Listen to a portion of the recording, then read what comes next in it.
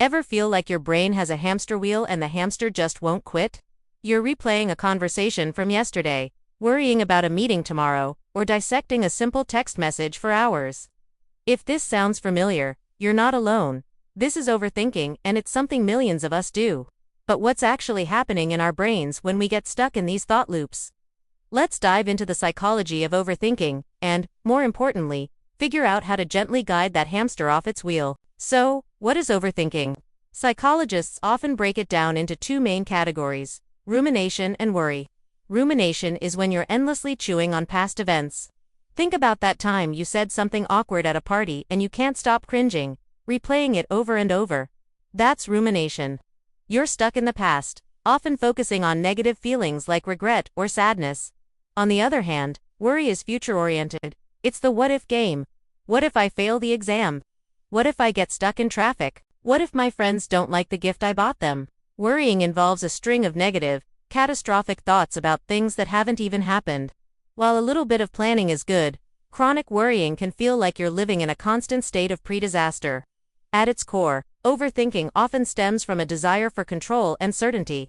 In a world that's often unpredictable, our brain tries to protect us by thinking through every possible scenario. It's like our mind is saying, if I can just think about this enough, I can prevent bad things from happening or fix what went wrong. This is especially true for people who are perfectionists or have high levels of anxiety. The brain mistakenly believes that more thinking equals more control. But here's the paradox: the more we overthink, the less in control we actually feel. We get trapped in a cycle of analysis paralysis, where we're so busy thinking that we can't take any action at all. Neurologically, when you're overthinking, certain parts of your brain are in overdrive. The prefrontal cortex, the part of your brain responsible for decision-making and problem-solving, is working hard. But it's not working efficiently. It gets stuck in a loop with the amygdala, your brain's fear center. The amygdala flags a potential threat, like a social situation or a future uncertainty, and the prefrontal cortex starts analyzing it. But instead of finding a solution and moving on, it keeps circling back to the problem, which keeps the amygdala on high alert. This creates a feedback loop of anxiety and analysis, draining your mental energy and making you feel exhausted without having done anything. So why do we get stuck in this loop? Our brains are wired with something called a negativity bias. This is an evolutionary trait that helped our ancestors survive by being hyper-aware of potential dangers. A rustle in the bushes was more likely to be a predator than a gentle breeze, so being cautious was a good survival strategy. Today, that same negativity bias can make us focus more on what could go wrong than what could go right. An ambiguous email from your boss is immediately interpreted as "I'm in trouble," rather than "they might just have a quick question." This bias fuels the fire of overthinking, providing endless negative possibilities for our minds to latch onto. Overthinking doesn't just make you feel mentally drained. It can have real impacts on your health. Chronic overthinking is linked to increased stress levels, which raises cortisol in your body. This can lead to problems like high blood pressure, weakened immune function, and digestive issues. It also seriously messes with your sleep. How many times have you laid in bed, staring at the ceiling, while your mind races a mile a minute? Lack of quality sleep then makes it even harder to manage your thoughts the next day, creating another vicious cycle. Mentally, it's a major contributor to anxiety and depression, as it keeps you trapped in a state of negativity and inaction. The good news is, you are not your thoughts, and you can learn to manage this pattern. The first step is awareness. You have to notice when you're doing it. Try to catch yourself in the act. When you feel that familiar spiral beginning, just label it in your head. "Ah, there's that overthinking again." Simply recognizing the pattern without judgment is a huge first step. It creates a little bit of distance between you and the thoughts, reminding you that you are the observer of your thoughts, not the thoughts themselves. Once you're aware, you can start to challenge those thoughts. This is a core technique from cognitive behavioral therapy, or CBT. Ask yourself, is this thought actually true? Is there a more positive or realistic way to look at this situation? What's the worst that could happen, and could I handle it? Often, when you shine a light on these anxious thoughts, they start to lose their power. You realize you're catastrophizing. For example, if you're worried about a presentation, instead of thinking "I'm going to mess up completely," you could reframe it as "I've prepared for this, and I'll do my best." It doesn't have to be perfect. Another incredibly powerful tool is mindfulness.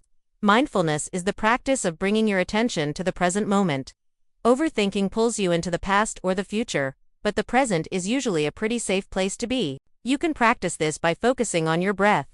Just notice the sensation of the air entering and leaving your body. When your mind wanders, often it will gently guide it back to your breath. You can also engage your senses. What are 5 things you can see right now? 4 things you can feel.